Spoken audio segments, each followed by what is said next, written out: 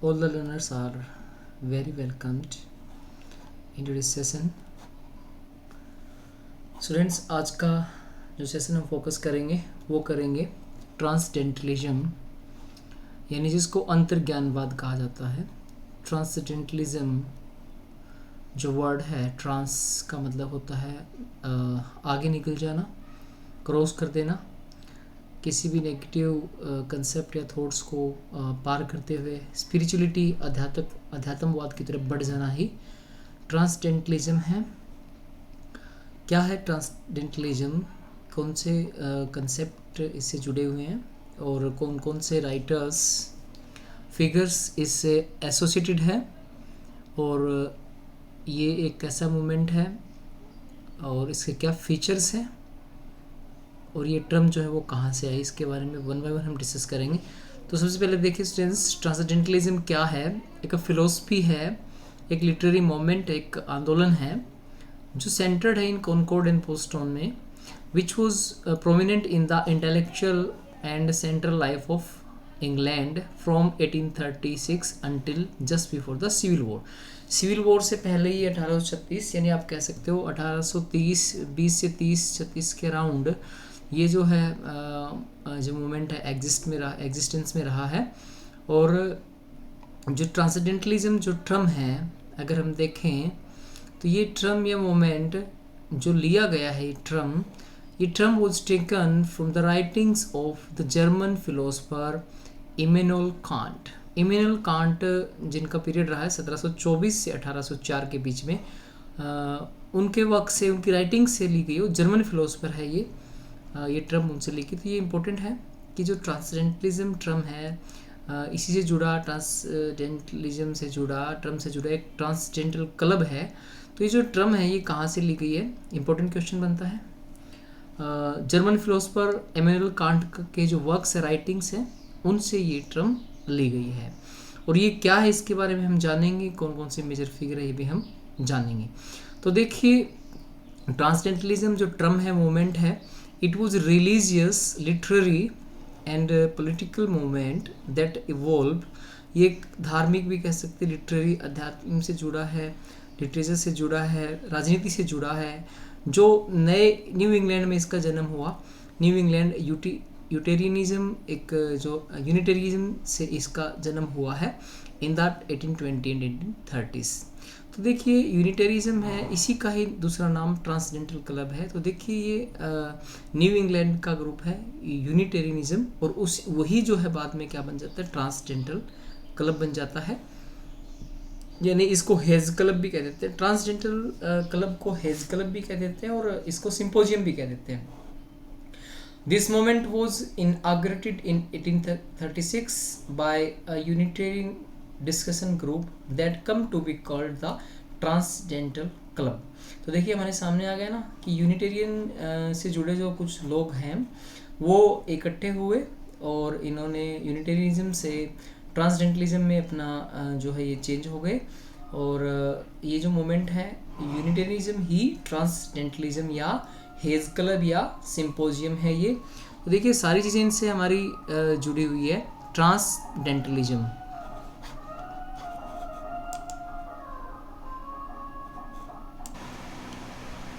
देखिए स्टूडेंट्स की हमने जाना इसके बारे में कि जो ट्रांसडेंटल जो क्लब है वो सेम नेम है, हेज क्लब या सिंपोजियम।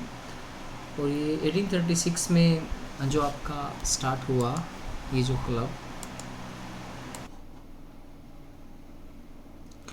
इसके बारे में जुड़े जो भी और हम कंसेप्ट देख रहे हैं कि ये एक यूनिटेरियन डिस्कशन ग्रुप था जो कि ट्रांसडेंटल क्लब बना। तो यानी ये जो भी इससे जुड़ी चीज़ें हैं, चाहे हेज क्लब बोल दो, इसको सिंपोजियम बोल दो, ये सारे ट्रांसडेंटल क्लब से जुड़े हैं। तो स्टूडेंट्स, अब हम जानेंगे इसके बारे में कि इससे जुड़ा, जो ट्रांसडेंटलिज्म से जुड़ा कुछ और भी पूछा जाता है कि एक प्रेडिकल है इनका कि इनके जो ट्रांसडेंटलिज्म से जुड़े जो भी फिगर्स हैं, जैसे कि मेजर फिगर्स की हम बात करते हैं तो उनमें से आपके नेथानियल हाथरॉन की बात करते हैं, रैल्फ वाल्डो एमर्सन है, ब्रॉन्सन एलकोट है, हेनरी एच है, फ्रेडरिक हेनरी हेज है, और WENWH शनिंग हैं, थियोडर पार्कर और हेनरी थोरो, मार्गरेट फुलर। तो देखिए कुछ इम्पोर्टेंट सबसे मेजर अगर हम इसके फिगर्स देखें तो राल्फ वाल्डो एमर्सन और एक है इसके हेनरी थोरो, ये दो जो हैं, ये जो मेजर इनके कंट्रीब्यूटर रहे हैं हेनरी थोरो और रैल्फ वाल्डो एमर्सन, जिनको फादर ही कहा जाता है ट्रांसडेंटलिज्म का। तो इनके जो वर्क्स थे, इंपॉर्टेंट जो वर्क्स थे, इनका जो लिटरेरी टेक्स्ट था वो पब्लिश होता था इनके क्वार्टरली पीरियडिकल में, और जिसका नाम था द डायल। देखिए बहुत इंपॉर्टेंट पॉइंट है यहाँ पे कि जो जितने भी ट्रांसडेंटलिज्म से जुड़े पोएट्स या ऑथर थे या जो फिगर्स थे इम्पोर्टेंट, जो इसके प्रोमिनेंट मेंबर्स थे, उनके जो वर्क हैं कौन से पीरियडिकल में पब्लिश होते थे। तो दिस इज डायल, ये 1840 से 1844 के टाइम चला है, 5 साल चला है डायल। तो ये क्वेश्चन भी कई बार नेट, यूजीसी नेट या कम्पिटिटिव एग्जाम से पूछा जा चुका है कि जो ट्रांसडेंटलिज्म से जुड़ा पीरियडिकल जर्नल है उसका नाम क्या है। तो देखिए इनके एडिटर रहे हैं मार्गरेट फुलर, और जो पब्लिशर है या जो मेन रहे हैं वो रहे हैं राल्फ वाल्डो एमर्सन। तो देखिए इस ग्रुप का ट्रांसडेंटलिज्म जो एक फिलोसफी है और ट्रांसडेंटल जो एक ग्रुप है, हेज क्लब जो एक ग्रुप है, उसके जो मेजर हम कह सकते हैं प्रोमिनेंट मेंबर जो हैं वो राल्फ वाल्डो एमर्सन है। तो फादर ऑफ ट्रांसडेंटलिज्म कौन कहे जाते हैं? Ralph Waldo Emerson. तो देखिए स्टूडेंट्स, अभी तक हमने जो जाना है कि ट्रांसडेंटलिज्म के बारे में जाना है कि क्या है ये, और ये कंसेप्ट कहाँ से मिला है हमें, ये जो टर्म है वो कहाँ से आई है। जर्मन फिलोसफर इमैनुअल कांट का जो कंसेप्ट है वो यही है आपका ट्रांसडेंटलिज्म। तो ये जो कंसेप्ट के बारे में हमने मेजर फिगर्स के बारे में जाना कि, और इनका जो पीरियडिकल जर्नल है उसके बारे में जाना। ट्रांसडेंटलिज्म है क्या, ये क्लब है जो बना है वो कहाँ से निकला है, इसके बारे में हमने जाना।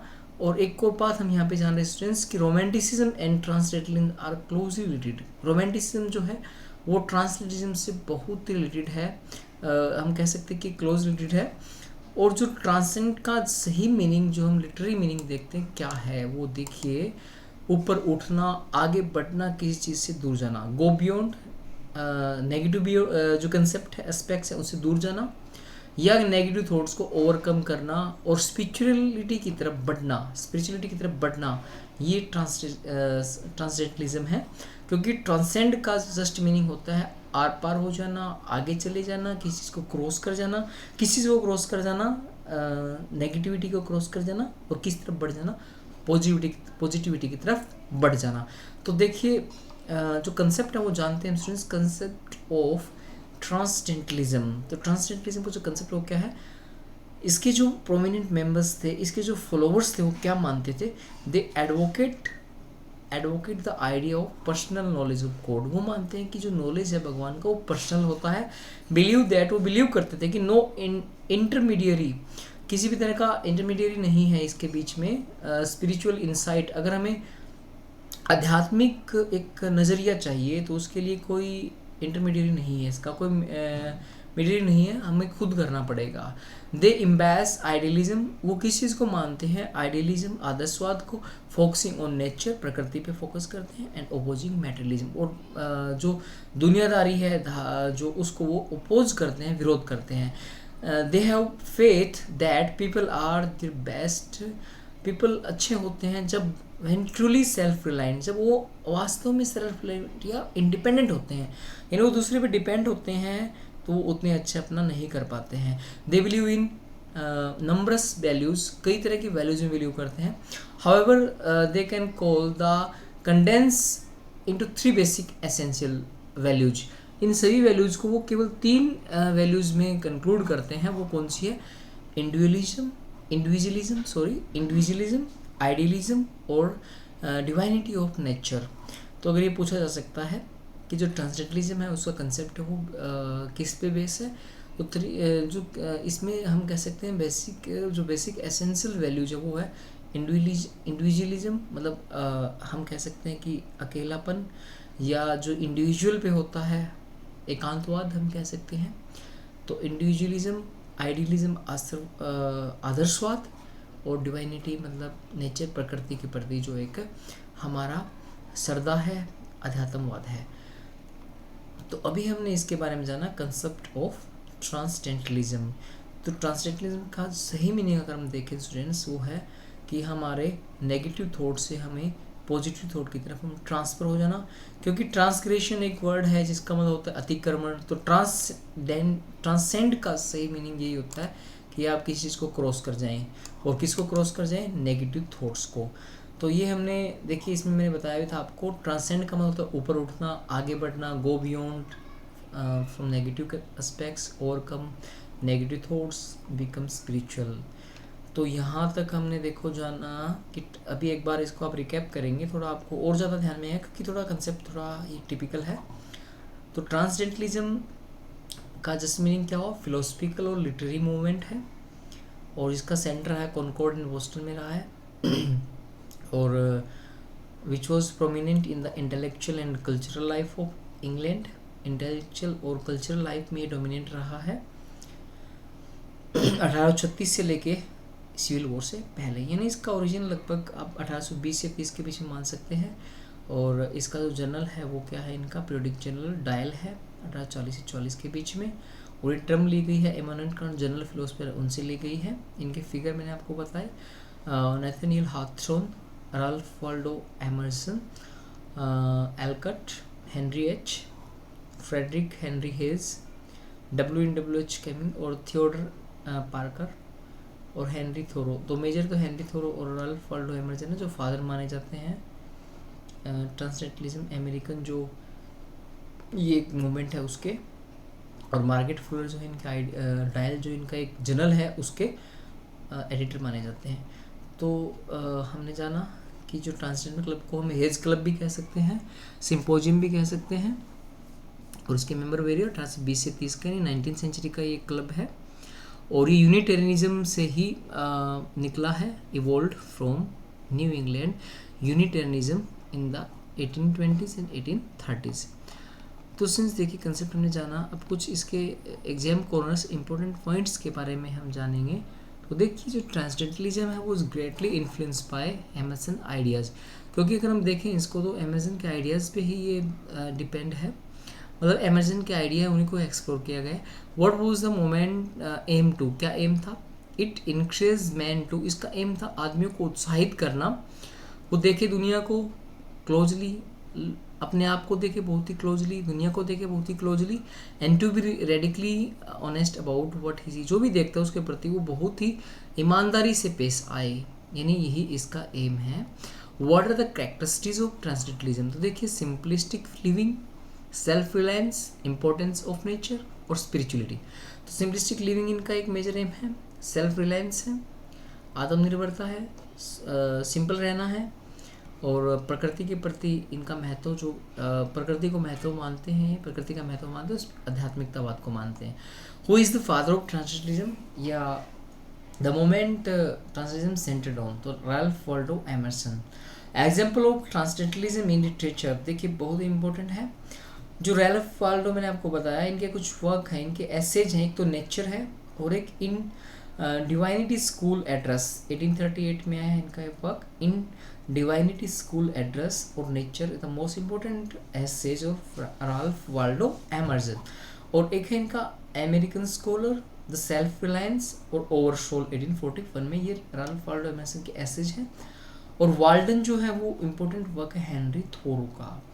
तो देखिए Walden, Henry Thoreau, nature, American scholar, self reliance और ओवरसोल, ये किनके हैं? Ralph Waldo Emerson. पोएम्स जो है ट्रांसडेंटलिज्म से जुड़ी, वैसे तो बहुत सी पोएम है लेकिन हमने यहाँ पे 3 पोएम्स को मोस्ट इंपोर्टेंट माना है। Song of my self Walt Whitman का है, वाटर राल्फ वाल्डो एमर्सन का पोएम है, और मेडिटेशन है मार्गरेट फुलर का है। तो इम्पोर्टेंट कोटेशंस स्टूडेंट्स, इनसे हम जो देखते हैं ट्रांसडेंटलिज्म से जुड़ी, ऐसे तो यहाँ पे काफ़ी लॉट ऑफ कोटेशंस है, लेकिन देखिए हम कुछ इंपॉर्टेंट उठाए हैं। It is easy in the world to live after the world opinion, it is easy in solitude to live after once our own. तो देखिए एक इम्पोर्टेंट है ये, it is easy in the world to live after the world's opinion, most important है। और second में देखिए, nothing astonish man so much as common sense and plain clean dealing, कोई भी चीज़ आदमी को आश्चर्यचकित नहीं करती कि आदमी का जो कॉमन सेंस है और जो प्लेन डीलिंग है उसको। तो देखिए कुछ इंपॉर्टेंट कोटेशंस हमने देखी, और भी बहुत सी इसमें कोटेशंस है जो कि MCQs में लेके आएंगे। तो आज का सेशन स्टूडेंट्स हम यहीं एंड करते हैं। होप कि आपको ये काफ़ी बेनिफिशियल रहेगा। If you see this video frequently again and again, कम से कम 2 से 3 बार देखेंगे तो काफ़ी कंसेप्ट आपके क्लियर होंगे। तो stay tuned with us for more updates. Thanks for watching this video.